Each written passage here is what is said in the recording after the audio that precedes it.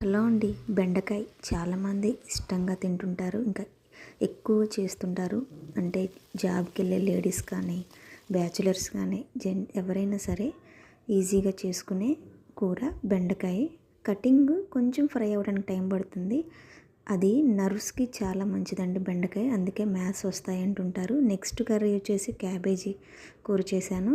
ఇంకా third one వచ్చేసి ముల్లంగి పప్పుచారు.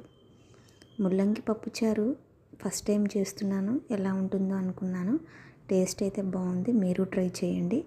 వేరే ఏమీ ములక్కాయలు కూడా ఏం వేయలేదు, బెండకాయ లాంటివి, ఓన్లీ ముల్లంగి ఎక్కువగా ఉన్నాయి. ఇంకా ఒక టమాటా, క్యారెట్ ఇలా వేసాను అనమాట. ఆనియన్, పచ్చిమిర్చి, కరివేపాకు అవి కామనే కదా. ఇక్కడైతే మా చిన్న చెల్లి వచ్చింది, వాళ్ళ బాబు చిన్నవాడిని తీసుకొని అన్నం తినమంటే ఆల్రెడీ వండానని చెప్పింది. కొంచెం ఇక్కడైతే ముల్లంగి పప్పుచారు అయితే పోషిస్తున్నాను. అంతే అండి వీడియో.